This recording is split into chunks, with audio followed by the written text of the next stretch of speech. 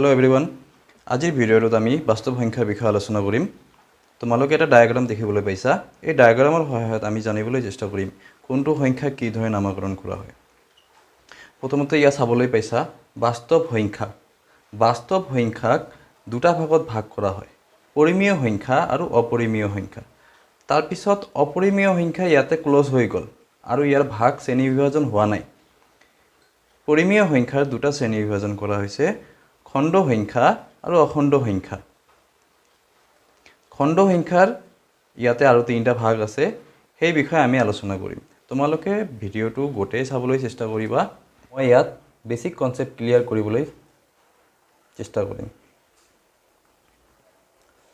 তো প্ৰথমতে আহিছো পৰিমেয় সংখ্যা বুলিলে এনেকুৱা সংখ্যা বুজায় যি সংখ্যাক আমি p/q আকাৰত লিখিব পাৰো जी সংখ্যাক p/q আকাৰত লিখিব পাৰো আৰু q not equal to 0 তলৰটো q 0 হ'ব নোৱাৰে p and q co-primes মানে পৰস্পৰ মৌলিক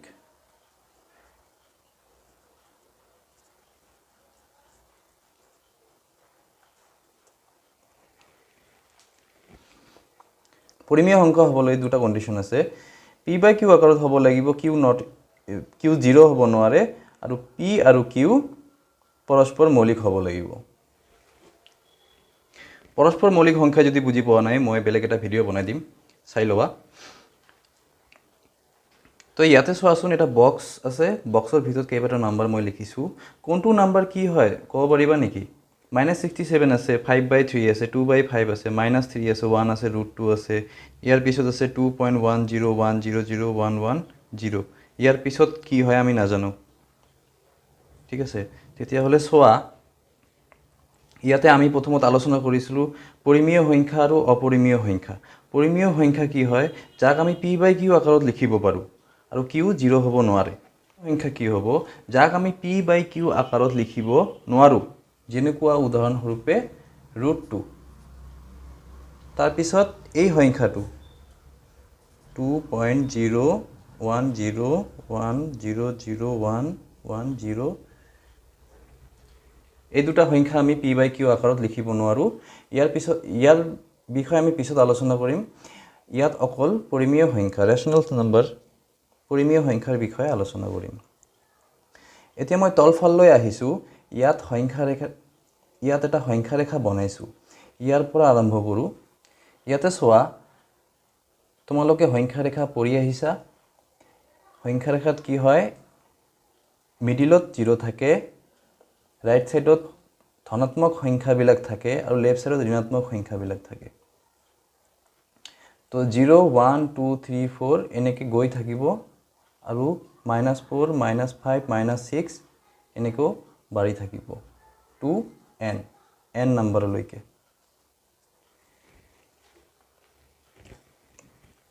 ঠিক আছে এতিয়া 1 2 3 4 1 ৰ পৰা স্টাৰ্ট কৰি n নম্বৰলৈকে মানে কিমান দূৰ আমি ক'ব নোৱাৰো ইয়াৰ শেষ নাই সেইকাৰণে মই n লিখিছো ইনফিনিটি লৈকে গৈ থাকিব 1 2 3 4 যিমান আছে এইবিলাক গোটেই কেইটা নম্বৰক একেলগত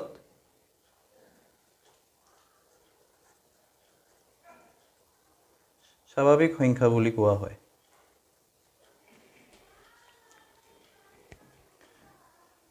আৰু -1 -2 -3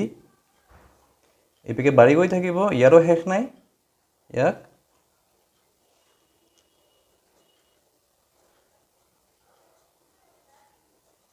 ঋণাত্মক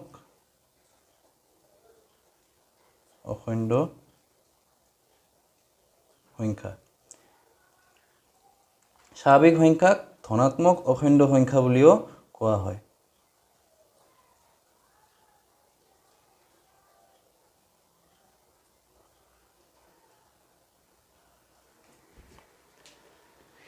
এইখিনিৰ পৰা হৈ গল ধনাত্মক অখণ্ড সংখ্যা এইখিনিৰ পৰা হৈ গল ঋণাত্মক অখণ্ড সংখ্যা এতিয়া ভাবিব লগা কথা হল 0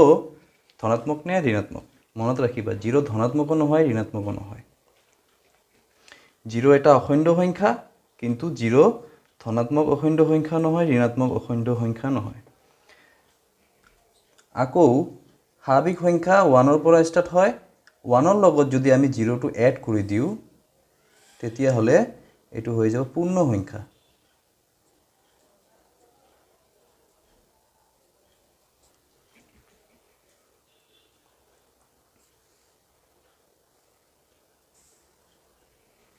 তো ইয়াতে সোয়া অখণ্ড সংখ্যা আমি তিনটা ভাগ পাইছো এটা হল ধনাত্মক অখণ্ড সংখ্যা এটা হল ঋণাত্মক অখণ্ড সংখ্যা এটা হল 0 আৰু ধনাত্মক অখণ্ড সংখ্যাক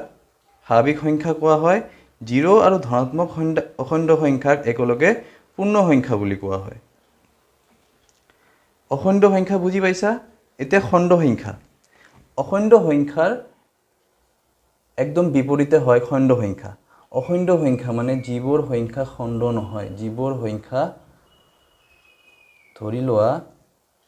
ইয়াতে মই এটা কেকৰ টুকুৰা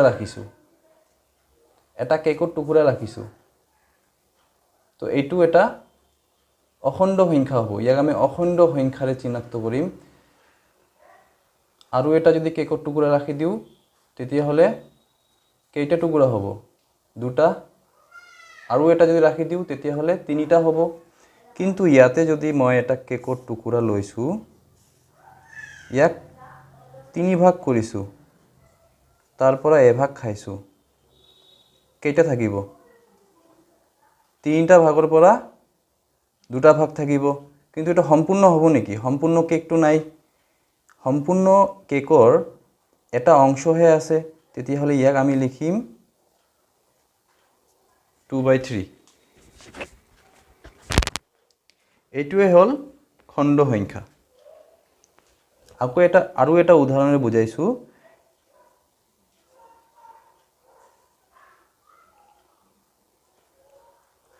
ইয়াত এটা সম্পূৰ্ণ কেক আছে ইয়াত এটা কেকৰ টুকুৰা আছে ধৰি লোৱা এইটো এনেকুৱা এটা কেকৰ আধা টুকুৰা আছে তেতিয়া হলে কি কৰিম সম্পূৰ্ণ এটা টুকুৰা প্লাস আধা এটা টুকুৰা এটো কি হৈ যাব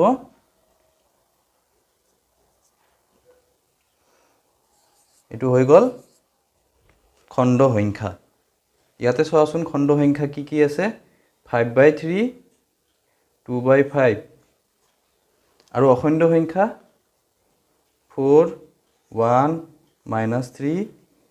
0 269 -67